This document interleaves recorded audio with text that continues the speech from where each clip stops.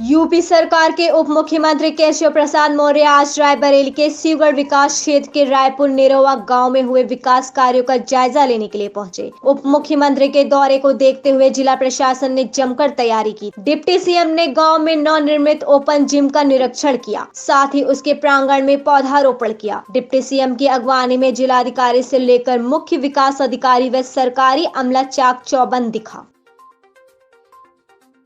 तो चक्रोड को लेकर के झगड़ा होगा, फिर नहीं होगा। गांव के अंदर तालाब है।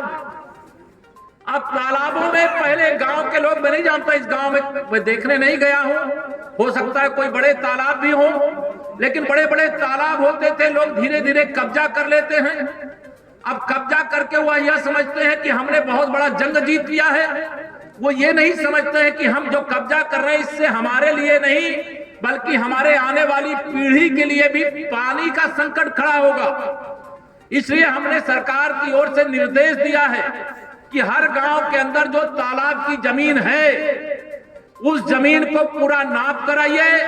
नाप करवाने के बाद उसमें जितना भी क्षेत्रफल है, जितने में तालाब है, वह तालाब, जहां तालाब नहीं है, जमीन अगर खाली है तो वहां पर आप वृक्षारोपण कराइए, क्योंकि पानी के बिना जीवन नहीं है, वन के बिना भी जीवन नहीं है। इसलिए मैं यह भी निर्देशित कर रहा हूं कि यहाँ के हर तालाब की नाप करा करके जो अवैध कब्जे हैं उनको खाली कराइए, और जो गरीब आदमी कहीं उसमें कोई बस गया होगा तो उसके रहने का विकल्प बनाइए। दूसरे स्थान पर हटा करके उनको पहुंचाने के लिए यह व्यवस्था सुनिश्चित करने का मैं यहाँ खुले मंच से यह निर्देश आप सबके सामने दे करके जा रहा हूं। एक गांव में झगड़ा क्यों और होता है? जल निकासी को लेकर। अब पानी निकालना है, नाली, कई बार मैं देखता हूं कि हम सब यहां पर, आप सोचिए, मैं एक उल्लेख इसलिए करना चाहूंगा कि जिस प्रकार से हमारे घर के सामने अगर नाली है, हम अपने घर का सारा कूड़ा बटोर करके नाली में डाल देंगे तो नाली से पानी निकल पाएगा क्या?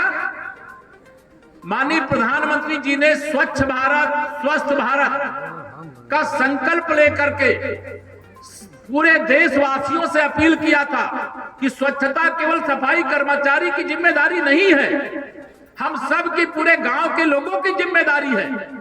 स्वयं माननीय प्रधानमंत्री नरेंद्र मोदी जी ने प्रयागराज के कुंभ में सफाई करने वाले कर्मचारियों को कुर्सी पर बैठा करके स्वयं जमीन पर बैठ करके उनके चरण धोने का काम किया था, क्योंकि उन्होंने सफाई करने का काम किया।